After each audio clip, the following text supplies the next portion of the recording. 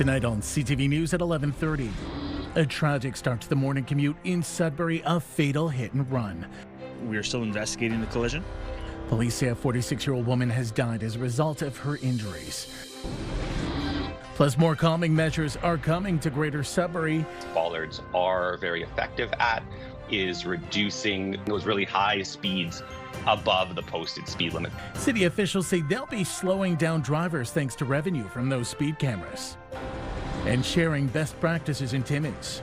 I think to be a good doctor, you have to realize that there's research going on every day. Doctors from across the north descend on the city for a 2-day educational symposium. CTV News at 11:30 with Ian Campbell and Rick Wyman with weather. Good evening. Thanks for staying up with us. A tragic start to the morning commute in Sudbury. A 46-year-old woman was killed this morning in a hit and run on Paris Street. The investigation closed part of Paris Street from Indian Road to Mackey Avenue for several hours. Police say first responders attempted life-saving measures, but unfortunately the 46-year-old woman was pronounced dead on scene. We are still investigating the collision. And we're requesting that anyone with information regarding this collision or anyone who is in the area who has dash cam footage or any information that they might find relevant to provide that to us at the Integrated Traffic Safety Unit. Police say they will not be releasing her name. The man charged with shooting and killing a 53-year-old West Nipissing man in March 2024 pled guilty to second-degree murder this morning in a North Bay courtroom. CTV's Eric Tashner has more. When Mark Larrabee entered his guilty plea, he had his arms folded in front of his chest and nodded, acknowledging his actions, all while the family of Joseph Genereux dabbed their teary eyes with Kleenex. Larrabee admitted to shooting Genereux on March 13th at his trailer on Bradley Road in River Valley following an argument and altercation. In an agreed statement of facts between the Crown and defense, Genereux and Larrabee were longtime friends. The 911 call that came in was unclear due to intermittent cell phone coverage. When OPP arrived on scene, Larrabee put his hands up, uttering he shot Genereux in self-defense and was taken into custody without incident. The investigation determined the single gunshot was fired at a minimum of 36 inches away and hit Genereux's heart. His body was lying 15 feet away from the home and porch area on the driveway. A witness told investigators he saw Larrabee poking the body with a rifle.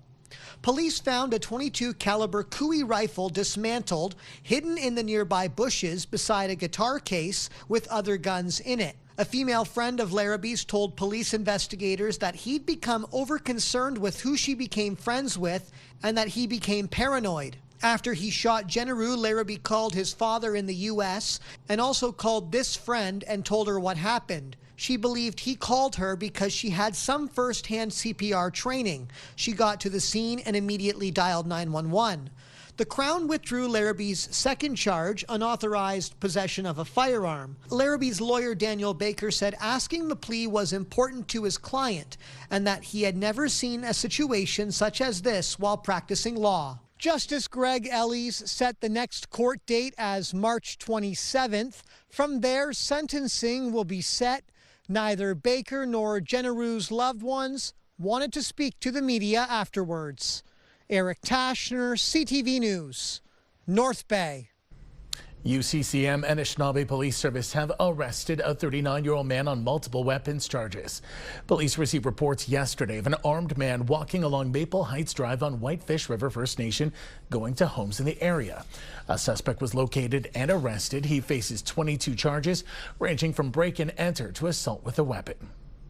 Today in Sudbury, MP Vivian Lapointe announced more than $700,000 under the Youth Substance Use Prevention Program. The money will support Planet's Youth's Icelandic prevention model. Sudbury La Cloche officials say the globally recognized upstream approach will be offered in high schools to promote youth well-being and reduce substance use. We as adults as parents, we as adults as educators, and we as adults as neighbors to support our youth in making positive decisions and engaging in protective factors in our community as opposed to risk factors in our community. The Icelandic prevention model of care for Planet Youth says it all.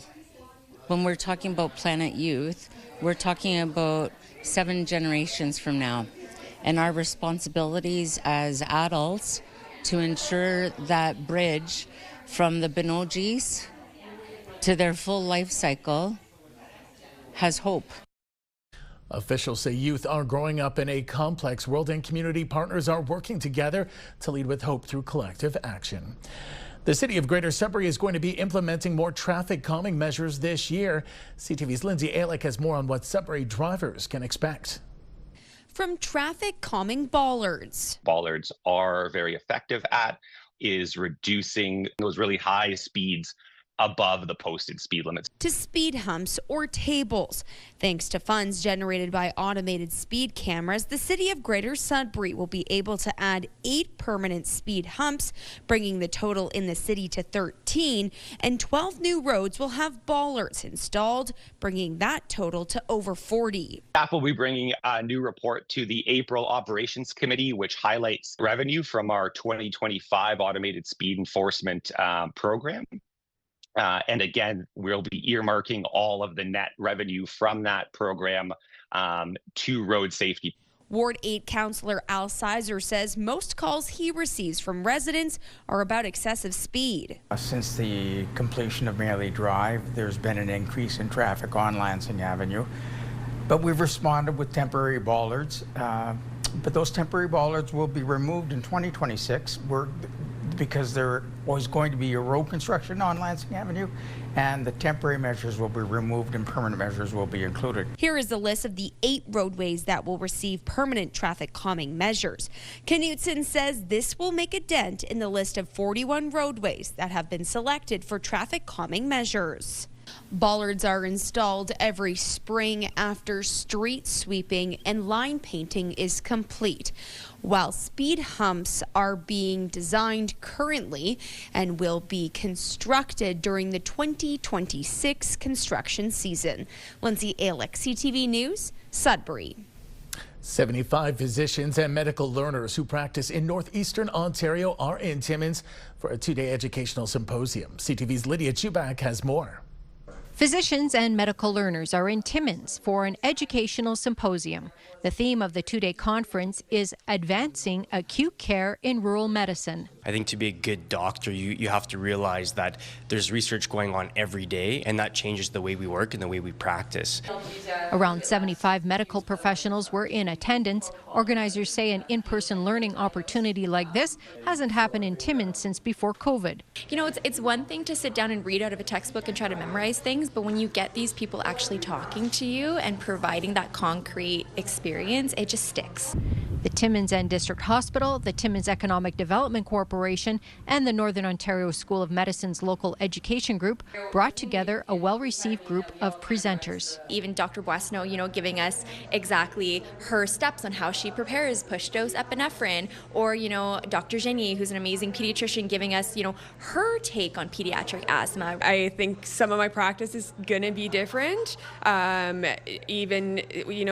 We've talked about efficiency, which I think is something I can try and incorporate more into my practice, especially as a resident getting to that practice point. I do some shifts in more rural emergency departments as well, and just the very nature of those hospitals, you don't have access to the same resources that you would have in those big hospitals, and so just getting to hear experiences from these other amazing physicians and then some tips and tricks is super helpful. The agenda also set aside time for some recreation. What better way than to have educational opportunity all morning and then to let some stress off in the afternoon by going skiing. We're showcasing our hospital, we're showcasing the city, and we're always on the sly of trying to recruit. The Timmins and District Hospital serves as a regional referral centre for 11 communities across Northern Ontario.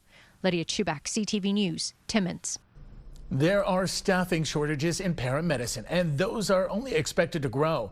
At Sault College, the creation of a new program is hoping to address those issues. CTV's Corey Nordstrom reports. Over the next 3 years, Northern Ontario is expected to need 450 new paramedics. Starting this fall, Sault College will be offering a 2-year diploma program, joining the likes of Northern and Cambrian colleges, as well as Collège Boreal. There are jobs after graduation, and I think that's an important recipe for when students are selecting programs. It's also a very meaningful career, high value, high opportunity to contribute to the wellness and the health of your community. The new venture will include a partnership with the Sault EMS and the Algoma District Paramedic Services. Current paramedics will be involved in the education of these students, and the next generation will need 450 hours of clinical work to graduate. It really allows us to influence, how they meet the needs of the career itself, but also deals with the things that are harder, like the stressors that you see as a paramedic or the psychological influences that they have to take part in. Kirkham hopes this helps their applicant pool. They're looking for 15 more part-time staff in the Sault. In Algoma, from Hornpain to Elliott Lake, there's 8 open positions. A lot of times we'll be hiring people, and if they come from out of the district, a lot of times they're trying to go back home. So we understand that when they start here, they are trying to find a way home. Sometimes, getting those local people, they know the area, they know what they're getting into, they know the geography, which again helps them with the job as well. The first Sault College paramedic cohort will have roughly 20 to 25 students, and there is an intention to grow that number year over year. Applications are now open, and officials encourage those interested in remaining in the district to look into Ontario's Learn and Stay grant for added help with tuition. Corey Nordstrom, CTV News, Sault Ste. Marie. Time now for a short break here on CTV News. Coming up, Amanda, we'll have your full weather forecast. For now, look at the weather warnings we once again have in place tonight. That area in gray, Timmins, Chapleau, Cochrane, snow squalls, blowing snow, and snow 2 to 5 centimeters under that weather statement. The area in yellow, just a little higher than that. That includes Hearst, Kapuskasing, maybe Hornpain. We're looking at 5 to 10 centimeters and 70-kilometer-hour wind gusts. And we have a yellow winter storm warning in along the James Bay coast. Snowfalls of up to 15 centimeters. And a snow squall watch for our viewers on the Quebec side. A risk of zero visibility from Abitibi all the way out to Chibougamau. Here's the current conditions as we see it. Kapuskasing and Timmins, cold. Not too bad, though, for this time of year. We've seen some flurries. We'll have more details coming up after the break. When you see it happen, send it to CTV News. Text 10400 from your screen to ours. Text 10400.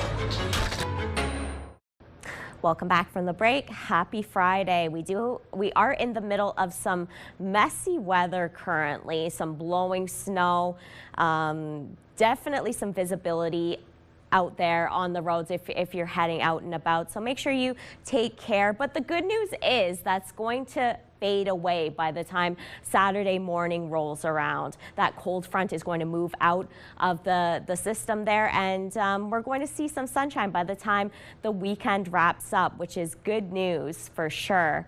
Starting with the 7-day forecast with Sudbury Nickel Belt. Chance of flurries for tomorrow, high of -12. Sunny skies on Sunday, high of -12, -6 on Monday with a mix of sun and cloud. Chance of flurries on Tuesday, -1. By Wednesday, we get up to 1 degree, but then look at that by Friday of next week, high of 2 degrees. So it'll get a little bit more mild out there, a little bit more spring-like.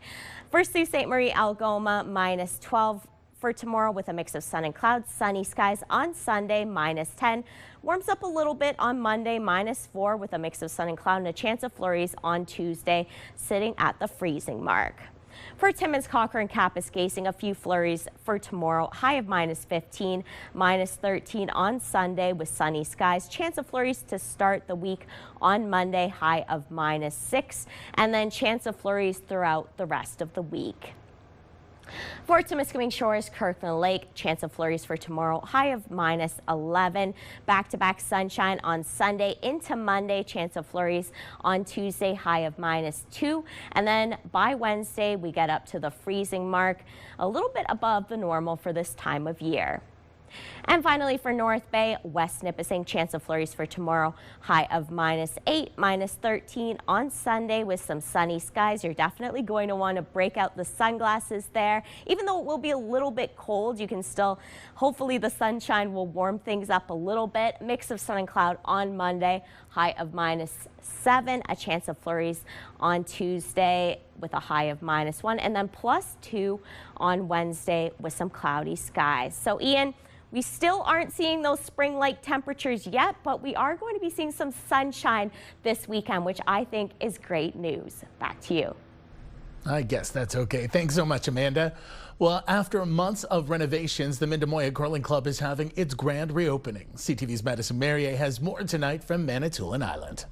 Club members showed up by the dozens to celebrate the hard work done by volunteers who spent around 9,000 hours replacing the rink and ice plant in 6 months. We started the process of actually doing the renovation, and it involved taking our old ice plant out, removing all of the piping, the old piping that was in our ice floor, in our ice surface, and excavating about 3 feet of dirt. Now, we have no history yet. We're probably going to be around 40% more efficient electrically wise. The ice pads were originally built in the 1960s. Modernizing the rink was both needed and a nod to past volunteers. We hope that the work that we've done honors the people that started this club, and that it's here for as many years going forward as it's already been, and maybe even longer. Going from what we had, the plant we had would have been 41 years old this year. So moving into the new era and the new technology, it's been very interesting and enjoyable. The club received a grant from the province through the Ontario Trillium Foundation, money that was paired with dedicated volunteers and community partners to make the dream a reality. Happy to be able to recognize the people and suppliers and contractors that helped us to get to this point today, and just want to say thank you to everybody that has supported us, and show it off a little bit and say, come on out and curl. It was amazing. It was very good to see that all the work that we've done for the last 6 months has come to fruition, and that rock is actually going down on the ice without moving where it's not supposed to go. While some delays postponed the opening, the curling club is happy that there's still plenty of season left to test out their new facility. Madison Merrier, CTV News, Mindemoya. It's been 1 year since Ontarians went to the polls and re-elected a PC government. CTV's Queen's Park Bureau Chief Siobhan Morris looks at how the government is living up to its election ideals and where voters stand today. 365 days ago, Ontario voters elected Doug Ford's Progressive Conservatives to a third consecutive majority.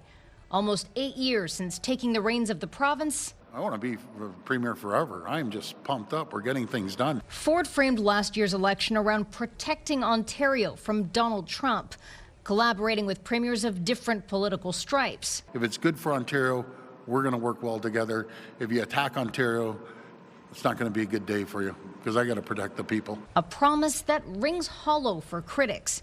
The Premier preoccupied with new possibilities of growing Toronto's Island Airport and overhauling its convention centre. Another world-class announcement is coming. Enough stunts, enough attempts to distract. Just fix the mess that's right in front of your own face. Imploring the government to refocus on health care, education, and keeping life affordable. I'm tired of the spectacle. I'm tired of the hype. And I think a lot of Ontarians are. They just give me the thing that I need. New polling from Liaison Strategies shows cracks in Ford's party support. Back in October, they were at 47%. Now they're down to 40%. So we're seeing a bit of a slow slide for the PC party. Progressive Conservatives still lead the Liberals and NDP, but voters aren't happy with what they're seeing. The environment, education, crime, healthcare, cost of living, you name it, more Ontarians disapprove than approve on every single issue. The opposition NDP has been languishing in third. I believe that right now our values are more aligned than ever with where most people are at in their lives. Ontario New Democrats are feeling some drag from their federal cousins, while the Liberals may be getting a boost from the popularity of Prime Minister Mark Carney. We have more ice time, we have more money, and pound for pound, we have the smartest most talented caucus. This time next year, the Liberals will have a new leader, their third in 6 years. That vote is in November. The next province-wide election has to be before April 2030. Siobhan Morris, CTV News. Still ahead tonight on CTV News. A very busy night for hockey fans across the north, including a Battle of the North over in the OHL. More on that in a moment.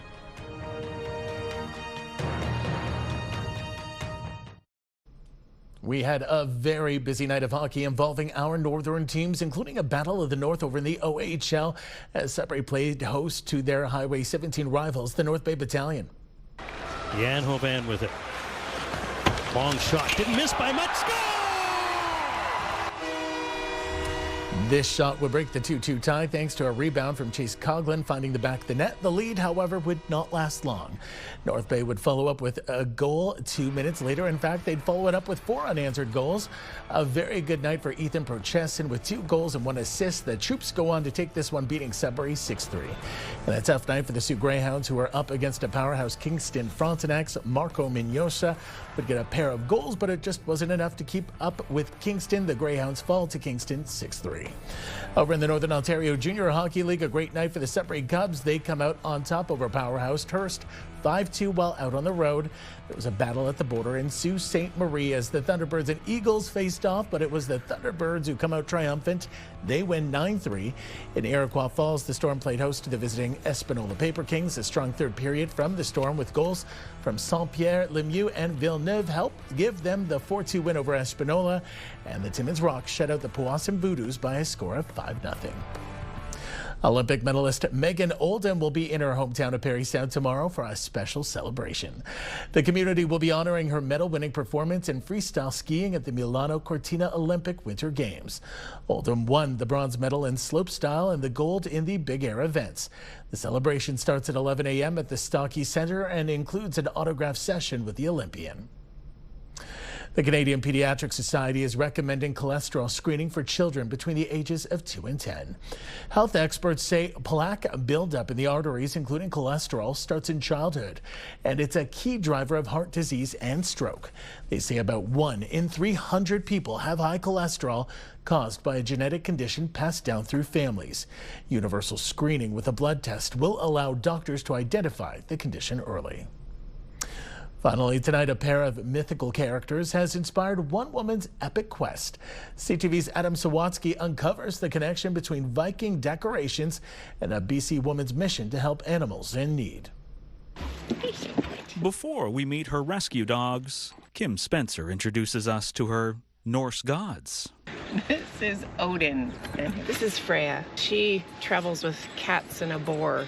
So, animal lover too. Kim originally painted them for a festival before using them as Halloween decorations and ended up keeping them on her fence to be neighborly. Get to know people in a weird, wonderful way. And some of those people tell Kim she looks like the descendant of Vikings. I also dress like a Viking because it's really easy. I just put on some leather and fur and there you go. Instant Viking. While she's not aware of any Nordic heritage and certainly doesn't connect with the violence often associated with Vikings, I do have this sort of fierce protector thing about me. Kim worked in pediatric psychiatry and taught children with disabilities before agreeing to rescue Gregory after seeing him on the euthanasia list at an animal shelter in Los Angeles. It hurts my heart. And then, when she heard about all the other dogs in the city being left alone after their people were unexpectedly detained or deported, Kim decided, like a Viking, to embark on a quest to save as many dogs as she can. I have dogs. I can't imagine being ripped away from them and knowing they're going to die. After traveling across land and sea and air, Kim spent the final stages of her latest quest in the back of this small van. This is where I slept. I moved this crate over, 2 of the rescues in these 2 crates, and then the 3rd in the front. And it wasn't fun, but you got to do what you got to do when you're saving lives. It was stinky. She loves the cuddles. And now, the 7th dog that Kim has brought home, You're safe now. named Wiggle Waggle, You're safe, and you know it. is ready to be adopted by a forever family. It just feels good to do something. And it feels really good, Kim says, to unleash a little Viking energy to help others. Seize life by the horns. Be a decent human. Just wake up every day and go, what can I do to make the world better? Adam Sawatsky, CTV News, Victoria. I think I've got Viking heritage. Even still, that is pretty cool. Way to go.